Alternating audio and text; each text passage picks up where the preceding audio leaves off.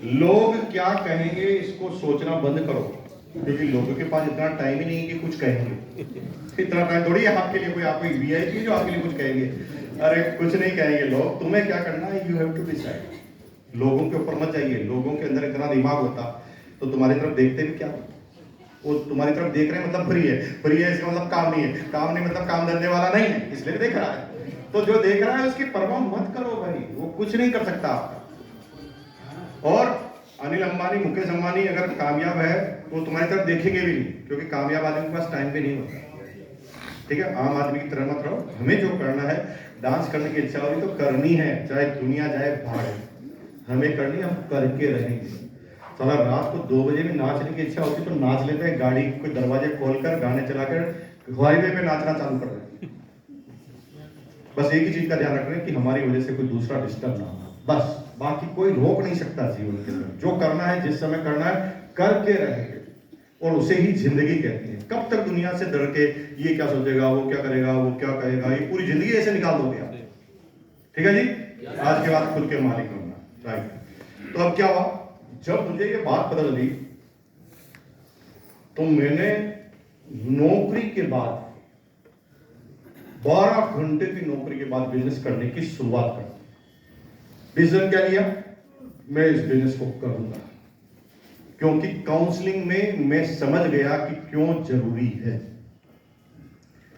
जिनको समझ में नहीं आएगा ना, वो घर पर जाकर ज्वाइनिंग करने के क्या बात बोलेंगे, आरसीएम तो अच्छा है, करना भी चाहता हूं, लेकिन यार 8 घंटे की नौकरी है, मरने की फुर्सत नहीं। कलेक्टर से ज्यादा सैलरी होने के बाद मैंने इस बिजनेस को करने की सोच लिया, क्योंकि बात समझ में आ गई। और तुम ये कह रहे हो कि मरने की फुर्सत नहीं है, तो इसका मतलब ये नहीं कि टाइम नहीं है, इसका मतलब ये है कि समझ में नहीं आया। समझ में आने के बाद नींदें हराम हो जाएगी, रात को नींद आना ही बंद हो जाएगी, बार बार आपको कामयाबी के सपने आएंगे, बार बार लगेगा कि मुझे किसी ने जकड़ रखा है, मैं दुनिया में कुछ बड़ा करने के लिए पैदा हुआ। और अगर ये नहीं हो रहा है तो मतलब समझ में नहीं आया है। एग्जाम्पल देता हूँ, क्लियर हो जाएगा, क्योंकि सीधे सीधे एग्जाम्पल अलीगढ़ वालों को समझ में आते ही नहीं। मैं पिछली बार भी आके गया, थोड़ा टेढ़े बड़े एग्जाम्पल होते हैं, जल्दी समझ में आते हैं। थोड़ा एग्जाम्पल देते हैं। आपकी एज 21 साल की है और 20 साल की कन्या से आपको प्रेम हो गया है। क्या हो गया भाई, आपकी बीवी पास में है क्या? तेज बोलो ना, ये कोई पहली बार बोला जा रहा है प्रेम वर्ड, जैसे बोल रहे हो जैसे अरे वृंदावन के निवासी हैं आप, यहाँ की धरती है, कृष्ण भगवान की भूमि है, यहाँ पर तो प्रेम का ही बोलबाला है। क्योंकि बीवी नहीं सुन ले, साला पड़ोसी नहीं बताते प्रेम ऐसा वर्ड भाई हमारे अंकल ने बोला, तो घर पे जाके धुना ही हो जाएगा। अरे छोड़ो ना यार, मैं आपकी बात नहीं कर रहा हूँ, आपके पड़ोसी की बात कर रहा हूँ, तो चलेगा ना। 21 साल के लड़के को 20 साल की कन्या से क्या हो गया? बोलो, प्रेम हो गया। 2-4 दिन तक आंख मिचोली चलती रही, फिर म्यूजिक पर गाना बजाकर ये बताया गया, गाना था जिंदा रहने के लिए एक मुलाकात जरूरी है। गाने से ट्रांसफर हुआ लैंग्वेज। अब दोनों के मन में तमन्ना थी कि मिलना है, मिलना है। तो सबसे पहले लड़की ने प्रपोजल दिया, 9 से 9 कभी भी मिल सकते हैं, क्योंकि 9 से 9 मेरा बाप करता है नौकरी और वो घर पर नहीं रहता, तो जब भी आप मुझे 9 से 9 के बीच में बुलाओगे मैं कहीं पर भी मिलने आ जाऊंगी। लड़का कहता है 9 से 9 ही तो नहीं मिल सकते डार्लिंग, क्योंकि 9 से 9 तो मैं भी नौकरी करता हूं। समस्या भारी है कि नहीं? इतनी समस्या जब जितना आप आरसीएम नहीं करते, टाइम नहीं है ना, वही समस्या सेम टू सेम। अब मुझे बताओ, समस्या इतनी भारी है, वो लड़का लड़की मिलेंगे कि नहीं मिलेंगे? क्या इतिहास और आपका अनुभव क्या कहता है? टाइम नहीं है तो मिलेंगे। जब आप ये कोई चीज इच्छा जागृत हो जाती है ना कि ये काम करना है, तो लड़की के अंदर रानी लक्ष्मीबाई का रूप आएगा, इतना दिमाग काम करेगा, और लड़के के अंदर आइंस्टीन पैदा होगा, ऐसे ऐसे बहाने बनाएगा कि उसका बॉस मना ही नहीं कर पाएगा, और पता नहीं क्यों दिमाग लगा के अपने बॉस को बोलेगा, बॉस घर पे जाना पड़ेगा, बहुत लूज मोशन हो गया है। अब इसका क्या जवाब देगा वो? ये तो नहीं बोल सकता यहीं पे हम दे। क्या बोलेगा कि लूज मोशन हो तो जा घर पे, यही तो बोलेगा हेलो। और कैसे भी करके वो मिलेंगे, क्योंकि कंसेप्ट क्लियर करना क्यों जरूरी है। मिलेंगे क्यों? क्योंकि उन्हें पता है कि मिलेंगे तो बनेंगे सैया, बन जाएंगे बाकी भैया। और वो कैसे भी करके मिल लेंगे। जिस दिन ये आरसीएम समझ में आ जाएगा ना, टाइम कैसे निकलेगा तुम्हें पता ही नहीं। 12 घंटे की नौकरी के बाद इस बिजनेस को कर लिया भाई। शनिवार को सुबह घर पर कहते थे कि भाई नाइट में नहीं आएंगे, सैटरडे संडे को स्कूटर लेते थे, स्कूटर की चारों तरफ टिकट टांग देते थे पूरी कैपेसिटी के अनुसार। पीछे हमारे घनश्याम गबरानी दोस्त थे, उनको पीछे बिठाते थे। भीलवाड़ा से गंगापुर, गंगापुर से राजसमंद, राजसमंद से नाथद्वारा, नाथद्वारा से उदयपुर, उदयपुर से मंगलवार, मंगलवार से चित्तौड़गढ़, चित्तौड़गढ़ से गंगरार, गंगरार से भीलवाड़ा। 380 किलोमीटर का सफर तय करके संडे के दिन सुबह 4 बजे घर पर आते थे और 9 बजे ऑफिस ज्वाइन कर लेते थे। 9 बजे। और मजे की बात है, चेहरे पर बिल्कुल भी थकावट नहीं। आंसर है थकावट क्यों नहीं ना? थकावट इसलिए नहीं कि थकावट तब आती है जब हम लोगों के लक्ष्य के लिए काम करते हैं। जब लक्ष्य खुद का हो तो थकावट कभी आती है। यस। लक्ष्य खुद का हो तो थकावट नहीं आती। एग्जाम्पल देता हूं, उल्टे पुल्टे एग्जाम्पल ही समझ में आते हैं, आपको समझा देता हूं। मैं यहां से कहूं कि 100 ईंट यहां से उठाकर बाहर ले जाओ, किसका लक्ष्य है? काम में किससे करवा? यानी मेरे लक्ष्य के लिए आप काम करेंगे। जस्ट लाइक नौकरी, मालिक का लक्ष्य होता है तो आप काम कर रहे हैं। 5 मिनट भी ज्यादा रोक ले तो दिमाग खराब होता है कि नहीं होता? अन्याय हो रहा है हमारे साथ, बोलते कि नहीं बोलते? 5 मिनट भी ज्यादा रोक ले। लेकिन जब आप खुद मालिक होते हैं तब अपने नौकर को कहते हैं 5 मिनट रुक जाना, इसमें क्या जा रहा है? जो ही स्थान बदलते हो स्थितियां बदल जाती है पूरी पूरी। मैं यहां से कहूं कि 100 ईंट को ले जाकर बाहर ले जाओ तो आपको क्या लगेगा? मुकेश जी मेरे से काम करवा रहे हैं, थोड़ी देर बाद आपको थकान आने लगी। लेकिन जब उन्हीं ईंटों को तुम 5000 रुपए चार्ज देकर जिम में उठाते हो ना, तो उठा उठाकर सेल्फी खिंचाते हो। ऐसे लगता है जैसे मुंह को लकवा लग गया। ऐसी सेल्फी खिंचा खिंचा कर भेजते हैं। तुम भाई उठा तो अभी भी रहे हो और पैसे भी दे रहे हो, लेकिन फिर भी खुश हो रहे हो क्योंकि खुद के टारगेट से उठा रहे हो। जब लोगों के टारगेट के लिए उठाओगे तो हमेशा थकान आएगी और हमें पहली बार लगा कि ये हमारा काम है और हमारे लिए हम कर रहे हैं। साला भागते थे, दौड़ते थे, भूत की तरह प्रकट हो जाते थे। कहीं पर भी कोई बोले कि साला इंदौर में कोई समझने वाला, जुड़ने वाला नहीं, समझने वाला, हम इंदौर भाग जाते। 45 रुपए का टिकट लिया, रिजर्वेशन में लगते थे 145। और भाई साहब 45 रुपए के टिकट में जगह मिलती नहीं थी जनरल में, टॉयलेट के सामने ही जगह खाली रहती थी, वहां पर 10-20 अखबार ले जाते थे और पूरी रात बदबू में बैठकर। फिर भी मजा आता था क्योंकि टारगेट खुद का था। अगर कोई मालिक हमारे से करवा लेता तो मारते थे सारे, भगवान कसम। खुद के टारगेट के लिए थकावट आती ही। माँ का टारगेट था ना बच्चे को बड़ा करना, तो माँ साला उसकी पोटी धो देती है, क्या कर देती है कितना, फिर भी मजा आता था। माँ कभी सर नहीं चढ़ाती कि बच्चे को जब पालती थी, क्योंकि उसका टारगेट है। और यही आपकी काम वाली को बोलना कि इसकी पोटी धो दे, तो मेरे से पॉटी धुला रहे हैं। खुद का टारगेट नहीं है। खुद का बच्चा होता तो कर लेते। जिस दिन आरसीएम ये बच्चा तुम्हारा बन जाएगा, उस दिन तुम्हें दुनिया की ताकत कामयाब होने से समझ नहीं आएगी तुम्हें। मेरे काम की बात कुछ भी आगे है ही। काम करना चालू किया।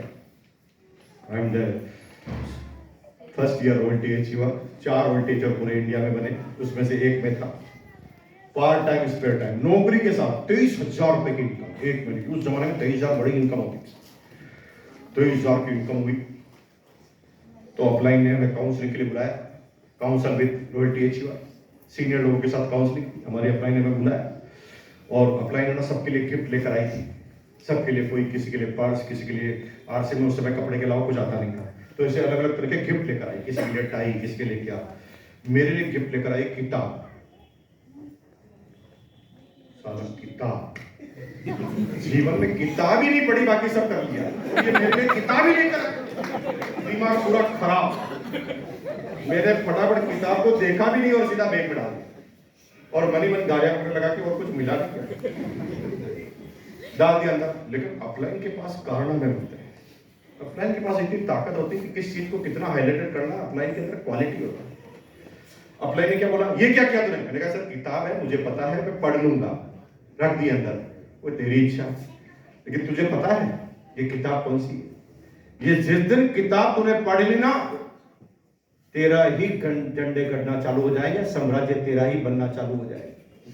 लेकिन जिस दिन पढ़ ली तब एकदम हाईलाइटेड किया ऑफलाइन ने, क्योंकि ऑफलाइन की हर बात अभी तक सच निकली थी। हमने किताब को फिर निकाला, बाहर निकाला, किताब का नाम पढ़ा। किताब पे लिखा था द पैराबल ऑफ पाइपलाइन, और क्या बोला, पढ़ लोगे तब तुम्हारा साम्राज्य बनना चालू। हम फटाफट भाई साहब घर पे गए, घर पे जाते ही 10 मिनट का खाना 5 मिनट में खाया, फटाफट रूम के अंदर गए, लैंप चलाया और गेट धड़ाम से बंद किया, खिड़की को खोला और तेज चिल्लाए, कोई डिस्टर्ब नहीं करेगा, किताब पढ़ रहा हूं। खिड़की को बंद किया, किताब पढ़ना चालू की और सुबह 4 बजे तक किताब कंप्लीट। कितने बजे? 4 बजे किताब कंप्लीट हो गई। 4 बजे किताब कंप्लीट होते ही इतनी ताकत आई कि हमने एक कॉपी में से 2 पेज फाड़े, एक पेन लिया और लिखा, टू द मैनेजर फलाना फलाना company limited, subject resignation. Dear sir, मैं अब आपकी कंपनी में काम करने में असमर्थ हूं और आज से और अभी से आपकी इस पोस्ट से मैं इस्तीफा दे रहा हूं। मुझे अच्छी तरह पता है कि मैंने रूल का पालन नहीं किया है, आपको सूचित नहीं किया है 3 महीने पहले, और 3 महीने पहले सूचित नहीं करने की वजह से आप मेरी ग्रेच्युटी की अमाउंट में टांग अड़ा सकते हैं। आपकी ग्रेच्युटी आप ही को मुबारक हो, तेरी दुनिया में न रखेंगे कदम। सही समय पर सही है। और भैया नौकरी छोड़ दी, न बीबी से पूछा, न माँ से पूछा, न पिताजी से पूछा। पता नहीं इस किताब के पढ़ते ही इतनी ताकत दिमाग में। और जब ये ताकत मेरे अंदर आई तो मैंने काम करना चाहा किया। प्रश्न है, उस किताब में ऐसा क्या लिखा था साला कि आदमी इतना डरपोक किस्म का आदमी होता है, नौकरी छोड़ दी, वो भी बिना बीबी से पूछे। देखने से नहीं बताऊंगा, मेरी तरफ कितना भी घूर के देखो नहीं बताऊंगा, पूछोगे तो ही बताऊंगा। करो ऐसे, बताओ भाई बताओ,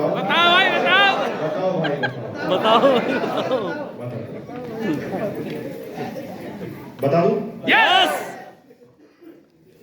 कहानी को थोड़ा मोल्ड करते ताकि जल्दी समझ में आए। बात आज के 500 साल पुरानी है। कितने साल पुरानी? 500 साल पहले इलेक्ट्रिसिटी का आविष्कार नहीं हुआ था, साइकिल का आविष्कार नहीं हुआ था। 500 साल पहले कोई औजार, मशीनरी, ट्रैक्टर कोई भी नहीं बना। राजस्थान की कहानी है, बात 500 साल पुरानी है। 500 साल पहले राजस्थान में हमेशा अकाल ही रहता था। अभी तो बड़ी बड़ी नहरें हैं, लेकिन उस समय कुछ नहीं था। रेत के बड़े बड़े टीले, पूरे साल में 1-2 बारिश होती, 1-2 बारिश से फसलें उगाई जाती और 1-2 बारिश से ही पीने के पानी का अरेंजमेंट किया जाता। 4-5 गांवों के बीच में एक तालाब होता, तालाब में पानी पड़ता, तालाब में नहाने की अनुमति नहीं थी किसी को, कपड़े धोने की अनुमति नहीं थी, वो पीने के पानी के लिए यूज होता था। क्यों? क्योंकि जमीन के अंदर जो पानी था वो खारा था, वो पानी को ही पिया जा सकता था। अचार, पापड़, चटनी, मुंगेरी, भिंडी उगाई तो भिंडी को सुखाकर पूरे साल खाया जाता था।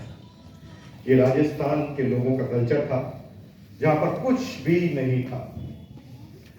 कष्ट में रहना आदत से पड़ चुकी, जीवन का हिस्सा बन चुका था।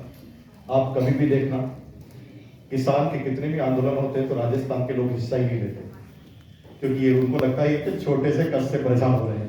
उनकी तो जिंदगी पूरे कष्ट में निकली। साला कई बार 4-4 साल तक फसलें नहीं हो रही, कई बार उनके साथ ऐसा हुआ, तो कष्ट में देखकर रहने की उनकी आदत। अब क्या हुआ, उस गांव में 2 बच्चे पैदा हुए जो 18 साल के हुए। उनके माँ बाप ने कहा, भाई तुम भी काम करो, खेती वेती करो, पैसा कमाओ।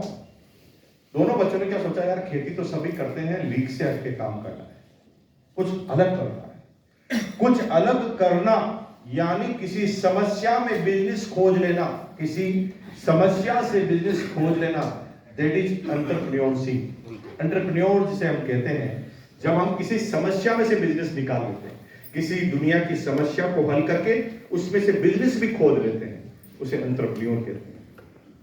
अब क्या हुआ, दोनों बच्चों ने सोचा कि गांव में सबसे बड़ी प्रॉब्लम पानी की है, तो क्यों ना हम पानी का ही बिजनेस करें। तो क्या करें, तो एक सिंपल सा आइडिया आया कि लेडीज सुबह 4 बजे उठकर पानी लेने जाती है, तो हम क्या करें, 2 बाल्टी खरीद के पहले पानी लाके रख देते हैं, और जो ही लेडीज पानी लेने जाएंगे हम तेज चिल्लाएंगे, इतनी दूर गाय को जाना, 1 पैसे में यहीं पे ले लो। गांव में एक नई फैसिलिटी चालू हुई। अब लेडीज जो ही निकलती थी वो तेज चिल्लाते थे। धीरे धीरे गांव में पता चलने लगा, जो अमीर थे वो गांव से पानी खरीदने लगे। देखते देखते कल्चर बदला। जैसे मोबाइल पहले अमीरों के पास होते थे, फिर मिडिल क्लास के पास होते थे, फिर लोअर क्लास के पास होते थे। अब मोबाइल मतलब आइडेंटिफिकेशन है ना। अब तो आधार नंबर वगैरह सब मोबाइल नहीं हो तो लगता है ये इंसान भी है कि नहीं। यस, ठीक है, तो कल्चर बदला तो धीरे धीरे सारे लोगों ने गांव में पानी खरीदना चालू कर दिया, और देखते ही देखते 6 महीने में वो बच्चे गांव के अमीर व्यक्ति बन गए। क्यों? क्योंकि उन्होंने ऐसा बिजनेस चुना जिस पानी को इस्तेमाल करना हर आदमी की मजबूरी थी। और आपको भी मैं धन्यवाद इसलिए देता हूं कि आपने आरसीएम बिजनेस को चुना, और आरसीएम बिजनेस में नमक, आटा, चावल आता है, हर आदमी को इस्तेमाल करना मजबूरी है। यस, जो 100% एक्सेप्ट की जा सकती है। कोई भी मना नहीं कर सकता कि मैं रोटी नहीं खाऊंगा, चावल नहीं खाऊंगा, और उसने कोई ये नहीं कह सकता मैं पानी नहीं लूंगा। उसने बिजनेस ही ऐसा सुना साल, देखते देखते गांव के सारे आदमी कन्वर्ट हो गए। 6 महीने में अमीर बन गए। 6 महीने में उन्होंने अपने खर्चे बढ़ा लिए। 6 महीने में उन्होंने अपने नौकर रख लिए। लेकिन गांव के दूसरे बच्चे को जब पता चला कि पानी की वजह से ये अमीर बना, तो गांव के दूसरे बच्चों ने भी ठान लिया कि मैं भी अब पानी का ही बिजनेस करूंगा। This is the traditional market. तुरंत कॉपी होगा। एक साड़ी की दुकान भी होती है ना, तो हमारा पूरा मार्केट साड़ी का हो जाता है। एक ज्वेलरी की दुकान हिट होती है तो पूरा मार्केट ज्वेलरी का हो जाता है। एक इलेक्ट्रिक की दुकान मजबूत होती है तो सारा मार्केट इलेक्ट्रॉनिक बन जाता है। एक गोलगप्पा कहीं पर हिट हो जाता है ना, तो पूरे लाइन एक गोलगप्पे की लग जाती है। अगर मेरी बात पे यकीन नहीं है तो मुंबई कभी गए होंगे आप। मुंबई में, साउथ मुंबई में एक जगह है जिसका नाम है कालवा देवी। नाम सुना है कभी? कालवा देवी। और आपको आश्चर्य होगा कि कालवा देवी में एक बहुत फेमस रेस्टोरेंट है। उस फेमस रेस्टोरेंट का नाम है भगत ताराचंद। क्या नाम है? थोड़ा बोलिए। भगत ताराचंद। आपको आश्चर्य होगा कि एक गली में 14 भगत ताराचंद। एक का नाम है आर भगत ताराचंद, एक का नाम है टी भगत ताराचंद, एक का नाम है एस भगत ताराचंद, एक का नाम है एम भगत ताराचंद। जो सबसे लास्ट में खुला उसने लिखा है यही है असली भगत ताराचंद। यानी तुम्हारे ट्रेडिशनल मार्केट में किस दिन कॉपी हो जाएगी तुम्हें पता ही नहीं। तुम कितना भी दिमाग लगा के अपने बिजनेस को हिट करो, तुम्हें कॉपी कर लिए जाओ।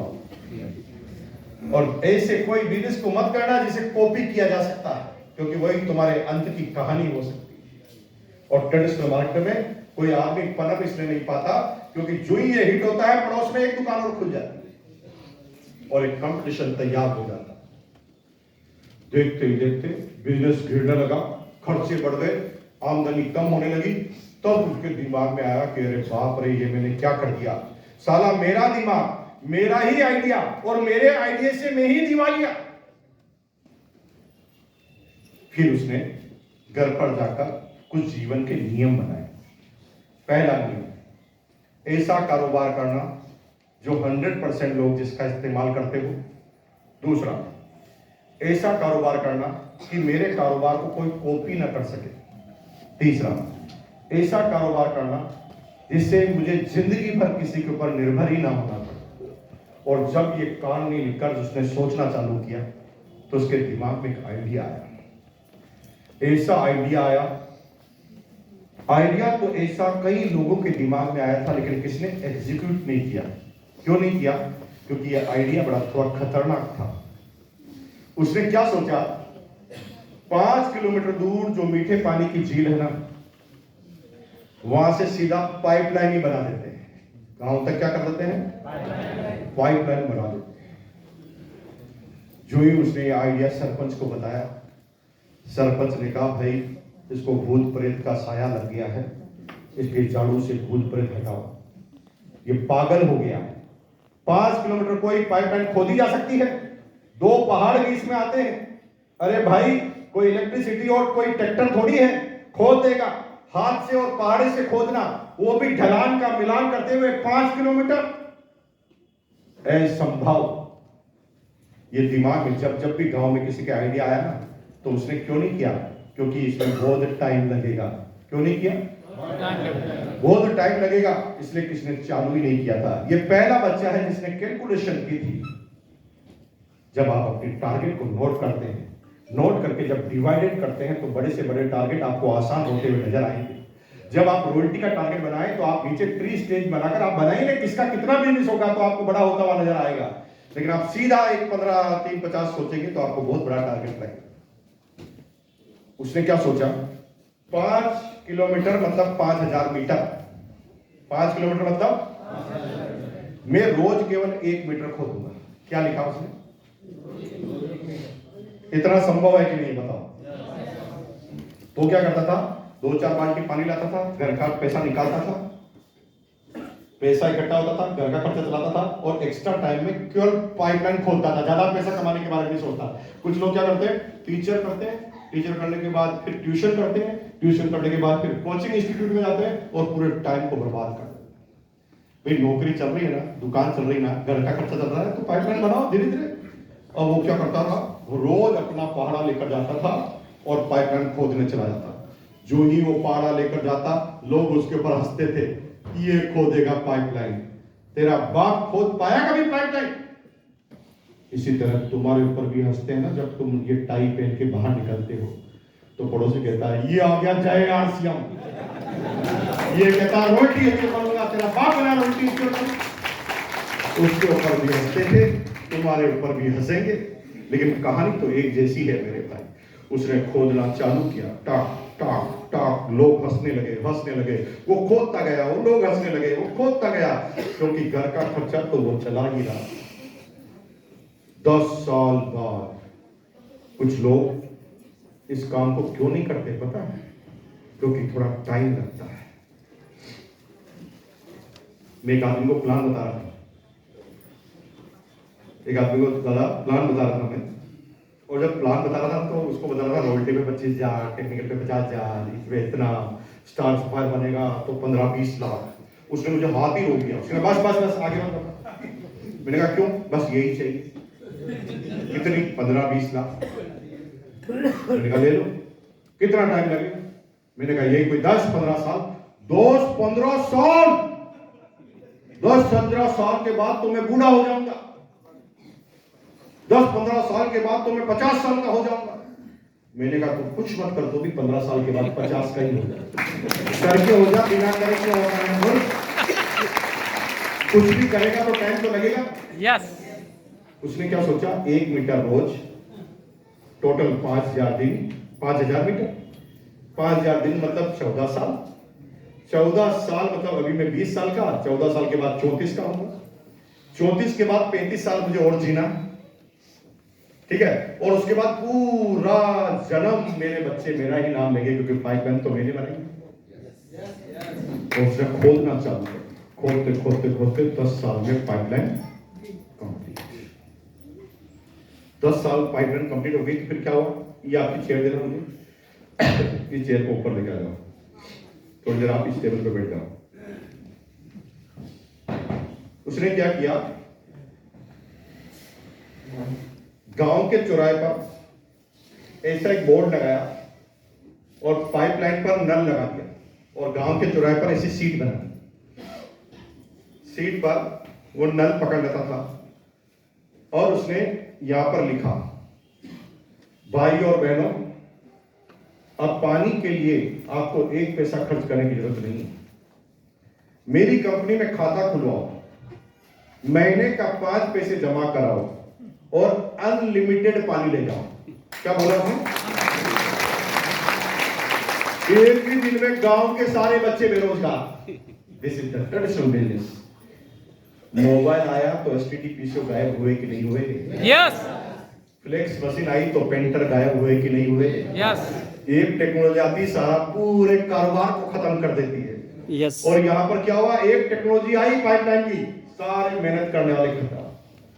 मजदूर लोग कई सालों में गड्ढा खोदते थे और साली एक जेसीबी मशीन आई, ढाक एक ही बार में खड्डा खोदने लगे। एक टेक्नोलॉजी खत्म कर देती पूरी दुनिया। अब क्या हुआ? गांव के 100 बच्चे एक ही दिन में बेरोजगार हो गए, क्योंकि इसने क्या प्लान निकाला? 5 पैसे में अनलिमिटेड, जो उनके पिताजी भी कभी सोच नहीं सकते, क्योंकि उनको तो मेहनत करनी थी, इसको क्या नली खोलना है। अब क्या हुआ? धीरे धीरे इसके कनेक्शन बढ़ने लगे। 10-20 इसके पास नौकर हो गए, 50 जो अकाउंट खोलने का काम करते थे। ये क्या वेरीफाई करते थे। अरे भाई प्रदीप जी आए हैं, प्रदीप जी की वाइफ आई है, इनका अकाउंट है क्या? है सर। ओके लाओ बाल्टी। जब भी करते थे तो पैसा आता था। क्या करते थे तो पैसा आता था? टर नहीं, क्या करने से आता? बोल के बताइए एक बार, क्या करने से आता? बोल नहीं पा रहे कुछ लोग पीछे वाले। क्या करने से आता था? करने से पैसा। थोड़ा सोचो कि जीवन में अगर करने से पैसा आ जाए तो कितना मजा आएगा। मजा आएगा कि नहीं आएगा? अब देखते ही देखते जब भी करते थे तो पैसा आता था।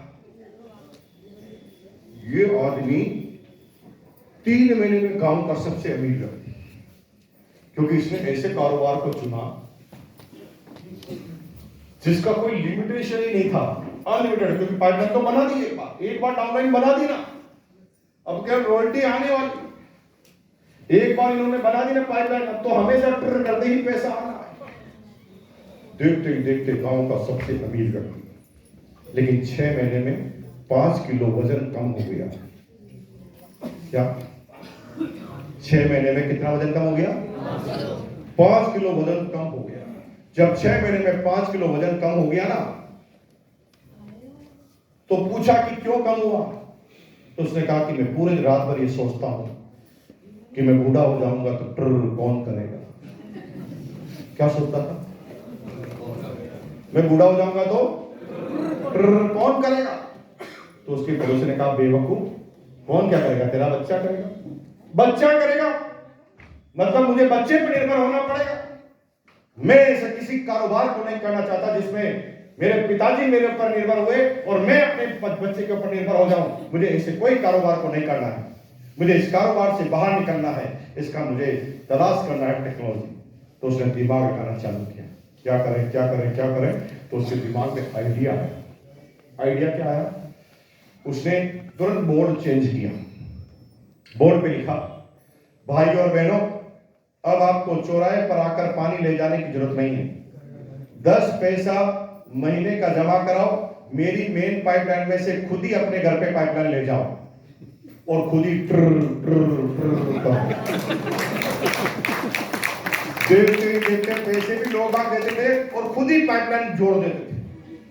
क्यों जोड़ते थे? क्योंकि सबको लगता था कि यार मैं कभी भी पाइपलाइन खोलूं, मेरी जब इच्छा हो तब खोलूं। सबको सुविधा चाहिए होती थी और सबने अपने अपने घर में नल लगा दिया। अब उस आदमी के पास तो कोई काम ही नहीं।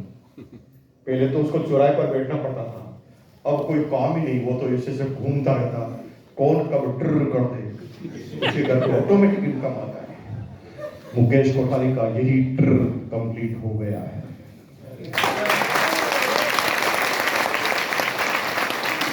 कंप्लीट हो गया, एकदम कंप्लीट। 1.5 करोड़ लोगों को ट्र का कनेक्शन दिया है हमने। कितना? 18 लाख लोग हर महीने कंपलसरी ट्र करते हैं। और जब भी 18 लाख लोग ट्र करते हैं तो हमारे घर पे ट्र की आवाज नहीं आती। जब आप ट्र करते हैं तो आपके यहाँ पर ट्र की आवाज आती है लेकिन 18 लाख लोग ट्र करते हैं तो हमारे घर पर ट्र की आवाज नहीं आती, आवाज कंटिन्यू आती है। कैसे?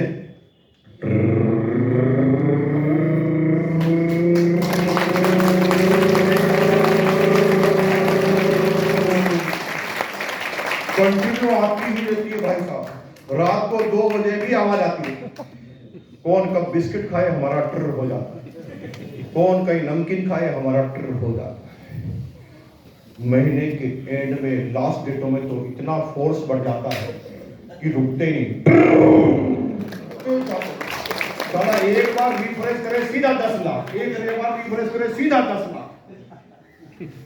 थोड़ा सोचो, मुझे पता नहीं कि आपका ट्र कब कंप्लीट होगा, लेकिन थोड़ा सोचो कि जीवन में अगर ऐसा कोई सिस्टम आ जाए कि साला कोई 1000 रुपए मांगने आए तो आप उसे कहें रुक अभी आता हूं, ट्र ट्र ये ले 2 5,000 ले। बिजली का बिल वाला आया 5,000 रुपए लेना, अच्छा 5,000 चाहिए, अभी रुको, ट्र ट्र ट्र ट्र ट्र ट्र ट्र ये लो साहब 5,000। ऐसा कोई सिस्टम घर में आ जाए तो मजा आएगा कि नहीं आएगा? बताओ। आएगा। मुझे पता नहीं आएगा कि नहीं आएगा, आई नॉट कंफर्म, लेकिन अगर आ जाए तो मजा आएगा कि नहीं आएगा? मजा आ जाए यार। चाहिए 10,000 चाहिए, ये लो 10,000। हमारे पास ऐसा सिस्टम है। हम यहाँ पर बैठे बैठे बक कर रहे हैं, 2 करोड़ का ट्र कर दिया है। ये 2 घंटे से मैं बात कर रहा हूँ ना, आप सोच रहे मैं फकीर की तरफ फ्री में बात कर रहा हूँ। 2 करोड़ का ट्र कंटिन्यू चालू है, वो बिजनेस पीछे हो रहा है। पूरे इंडिया में कोई नमकीन खा रहा, बिस्किट खा रहा, ऑयल खा रहा, हमारा ट्र किए बगैर खा ही नहीं सकता, और तुम्हारी डाउनलाइन तुम्हारा किए बगैर खा नहीं सकता। लेकिन आपको समझाना पड़ेगा।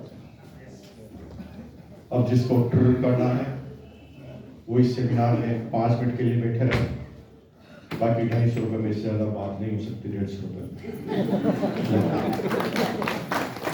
करना है फाइनल, फाइनल करना तो 5 मिनट में क्लियर कर देंगे कैसे होगा।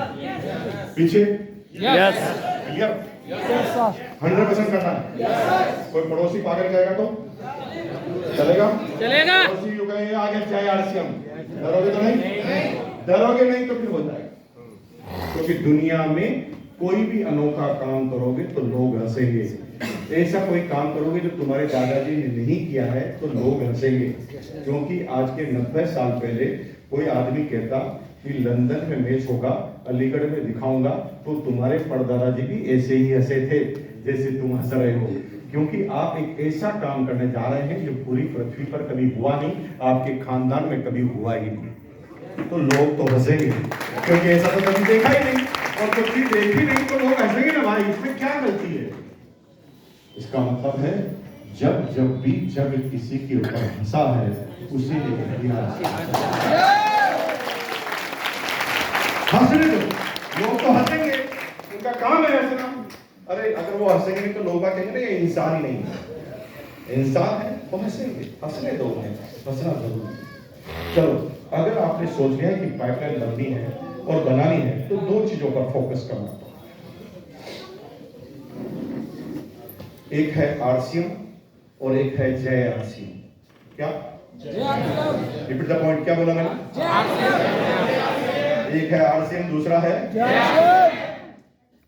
लोग जय आरसीएम बोलकर आरसीएम के रिजल्ट लेना चाहते हैं, और यही सबसे बड़ी गलती है। जय आरसीएम, आरसीएम दोनों अलग अलग है।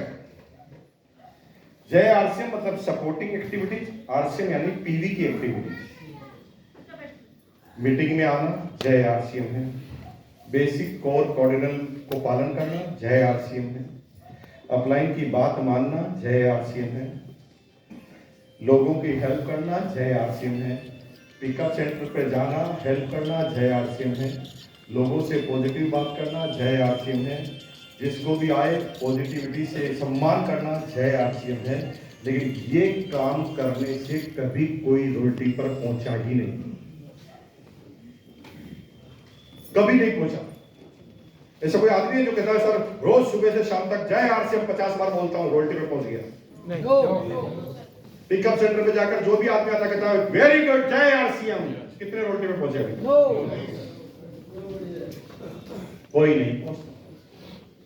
आरसीएम क्या है? अब नोट कीजिए, आरसीएम वो है जब भी हमारी आईडी और हमारी डाउनलाइन की आईडी पर पीवी बनता है, वो आरसीएम है। बाकी सब जय आरसीएम है। तो अब अगर आरसीएम में आगे बढ़ना है तो जय आरसीएम का सहयोग लेना पड़ेगा, है ना, पॉजिटिव रहना पड़ेगा। लेकिन आरसीएम को नजरअंदाज करके केवल जय आरसीएम करोगे, फिर जिंदगी भर पॉजिटिव रहो। ऐसे आदमी देखे मैंने जो 10 साल से जय आरसीएम कर रहे हैं, रोयल्टी पे नहीं जा रहे, इतने पॉजिटिव रहते हैं, साला कोई भी मीटिंग में सबसे पहले उछल कर आ जाते हैं और आगे वाली सीट पर बोल पर सबसे तेज चिल्लाते हैं जय आरसीएम, लेकिन रोयल्टी नहीं है।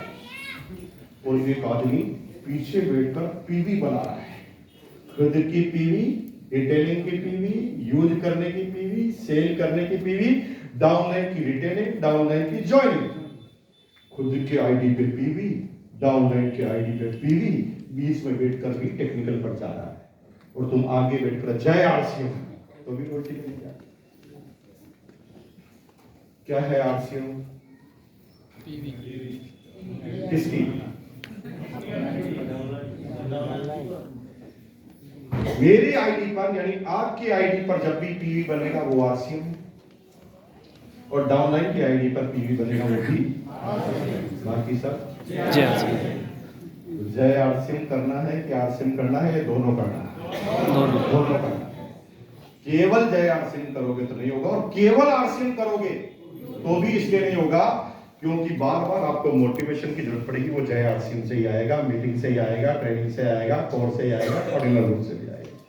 लेकिन जय आरसीएम के चक्कर में आरसीएम को मत भूल जाना, क्योंकि कंपनी कितना जय आरसीएम बोला उससे कोई चेक नहीं देती। कंपनी तो देखती कितना पीवी बना, उस पीवी पर आधारित ही कंपनी के चेक होते हैं। चाहे आप एक भी बार जय आरसीएम ना बोले तो भी जितना पीवी बनेगा उसी हिसाब से आपके कमीशन बनने वाले। क्लियर?